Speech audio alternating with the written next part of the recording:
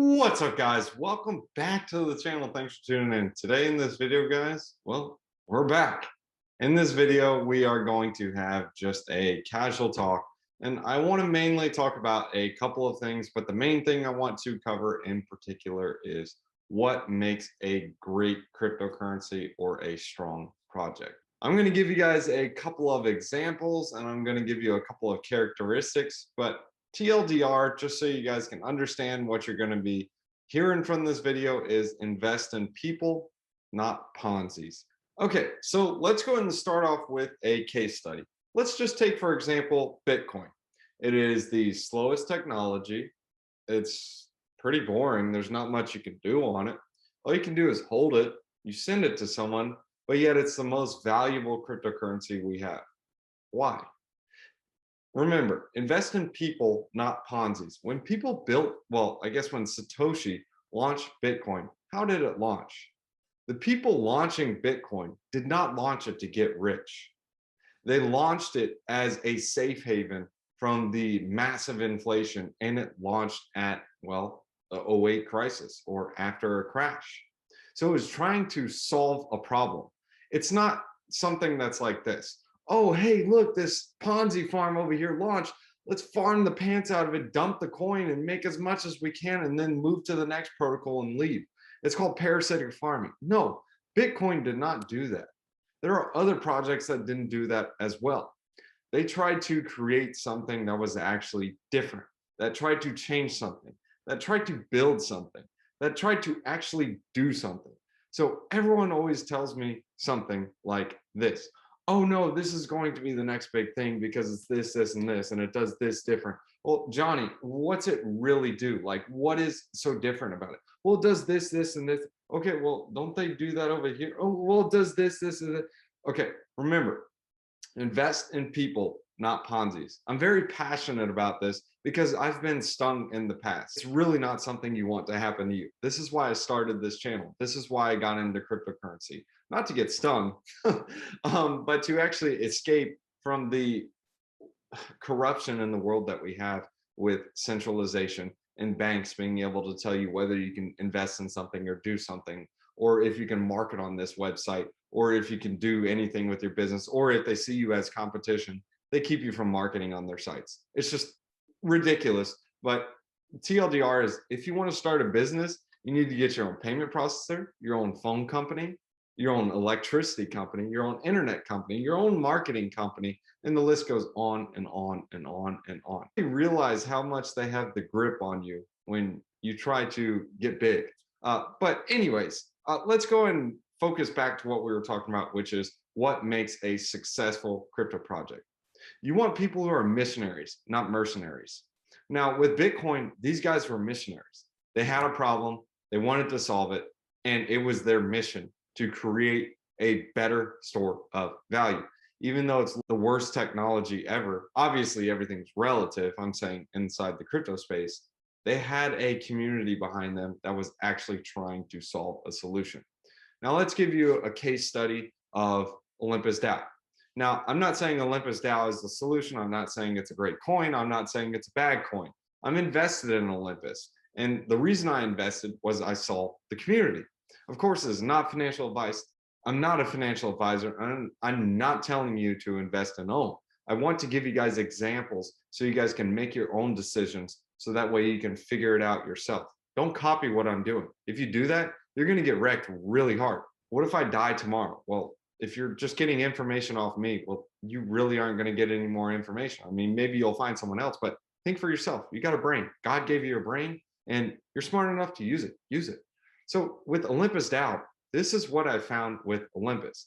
Olympus had a community to where they're like, okay, we got stable coins and it's not working out. I mean, sure, that's great. You can stay at $1, but that's awesome. But is it really solving the issue that we're having diversifying in the crypto market? No, it's not. Because if you're diversifying into the dollar, what is the dollar doing? Well, have you ever seen the Bitcoin dollar chart? It literally looks like this. It's down only. Have you ever seen a housing dollar chart or the gold dollar chart? It literally looks like this, down only. It's not a healthy chart. It's because they're pumping the mess out of it. Now, Olympus DAO, they got together with a community. They have an extremely strong community, and you can go in there and see. And another really strong community is actually Hex. But I mean, in my opinion, it's really a Ponzi. But the point is like you look for communities. The reason why Hex did so well is because they had a really strong community. However, they really aren't solving anything. But Olympus DAO has an extremely strong community, and they are solving something. They're actually trying to make a reserve asset. And yes, now you're having all these other Olympus forks coming together.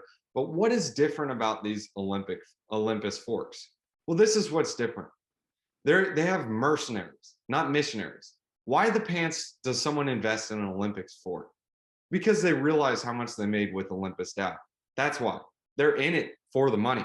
However, with Olympus DAO, they had an entirely different vision when they started this.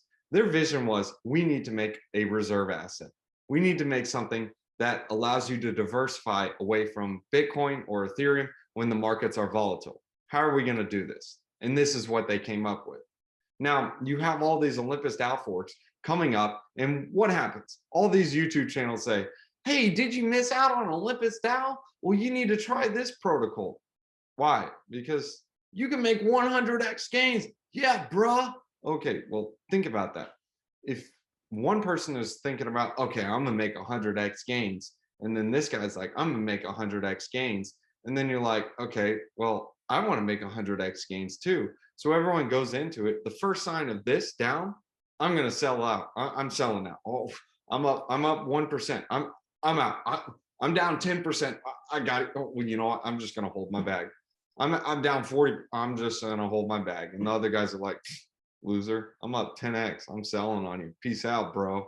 And it's just not good. And then at the end of the day, you have a bunch of people who get wrecked and hurt because they're just holding a bunch of bags that they got dumped on, because the people who created the project were like, we're just going to create this Ponzi and just like let everyone FOMO in, and we're just going to hold a portion of it and just sell off on them and let it go, and we'll just make a money. And then after time goes on, whatever, we'll just start a new fork and start it all over again. I mean, why not? I mean, it's great. We're guaranteed to win. It's the house's money. We get it in the earliest possible point. We start the pyramid and drop it off. Have fun. Okay, so now you guys understand another mechanic that you want to look for. Look for communities. Invest in people, not Ponzi's, and look for communities that have missionaries, not mercenaries. Mercenaries come there to make a bunch of money and leave. Missionaries come there to actually create something that develops something. So there are so many other examples of this. Another one I want to give to you guys are like Ponzi farms. Even on Avalanche or on Polygon, Matic, etc. Let's go and give an example of one everyone knows is Iron Finance. I mean, dude, what was Iron Finance trying to solve? It wasn't trying to solve anything. It was just trying to create a lottery that was open source, have some fun, throw some money into it, hope you didn't get wrecked, and maybe that 1 or 2% that actually won. And then the developers who created the protocol, they didn't care what happened because they were getting a percentage of it anyways. Why do you think they launched 3 or 4 different ones right after? It's because they saw how much money they made. So they're like, you know what? We aren't going to rug on these people. We're just going to make a safe 10 to 15% and feel like it's okay because it was their fault they got wrecked. They knew what they were getting into, and we didn't rug on them. We just made a bunch of money. We were the house, and the casino always wins. The house always wins. They get a percentage of it. So be careful with something like that. If they aren't really solving anything, if people are getting into the protocol just to make money, be aware of what you're getting into. That way, if you do get wrecked, then you realize why you got wrecked. It's because you're investing in something that involved a bunch of mercenaries and no missionaries.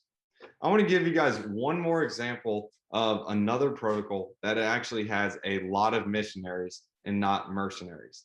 Axie Infinity. I'm not saying you should go and invest in Axie Infinity. I'm not saying it's the best protocol to invest in. In fact, I want to just go ahead and say this right now. I'm not even invested in Axie or AXS. I don't have the AXS token. I wish I bought it, but hey, it is what it is. But the point is they had missionaries in their protocol, not mercenaries. They launched at a really, really good time when a lot of people in other countries after coronavirus were affected. They didn't have any jobs, and this was a way they could make money. Now, there are a bunch of other gaming protocols that are launching right after it But what are those gaming protocols actually doing? Are they just making another game, or is it just another game to make more money, as in more mercenaries? Because you're going to have people who are going to come out on YouTube and say, hey, did you miss out on Axe Infinity? Well, dude, this is the next Axe Infinity. It is the next metaverse play. It is the biggest thing in the crypto industry ever. Okay, what's so special about it? It's better than Axie. I mean, look, Axie is an $8 billion market cap, and this one is a 30 million. It needs to go up because it's only 30 million, and this is 8 billion. Well, with that logic, that's like me launching a project, and instead of making, I don't know, a million tokens or a billion tokens, I only make one token, and the market cap and make the price $1, and the market cap is only $1. With that logic, that means, okay, this coin being $1, it should be worth at least an eighth of it, $1 billion, like a billion X from here. No, no, that is not the same logic. It is not, but people say that same logic because it does this, this, and this. No, you can make another protocol. You can fork a community. You can fork a project. Like you can literally go out there and fork a sushi swap, and sushi swap has over 1 billion market cap. Why would yours be a billion market cap as well? It shouldn't be. It doesn't have the same community. That's the point. Invest in people, not ponzies. Look for communities that have missionaries, not mercenaries. The people who play Axe Infinity, they play it for a reason. They believe in the game. They found it as a new source of income. They found it as like, hey, this is how they can sustain. This is their job. They aren't in here to invest in the coin and just be like, bro, when this makes 10x, I'm dumping on everyone. No, they're investing in the coin because they're like, hey, this saved me out of poverty. I mean, this is how I make my money. This is how I play. I can get sponsorships. I can bring other people in here and play the actual game. Anyways, guys, those are just a couple of thoughts, thunks, and thinks that I have in my brain that I'm borrowing from him. So I thank him for it. I hope you guys enjoyed this video. And let's go and leave you guys with a wisdom one-liner. And of course, guys, if you guys want to join the Discord and learn about different coins I'm looking at, different projects, different farms I'm playing around with, you guys can check that out in the description below. It is the Patreon link. And let's go ahead and leave you guys with the wisdom one-liner. Proverbs chapter 14, verses 25. A truthful witness saves lives, but a false witness is deceitful. Let's be truthful, guys. Even when it hurts to tell the truth, always tell the truth. Believe me, the truth will set you free. It's true. You guys can also catch me on tweeters. It's at rent a home fast, like literally at rent a home fast.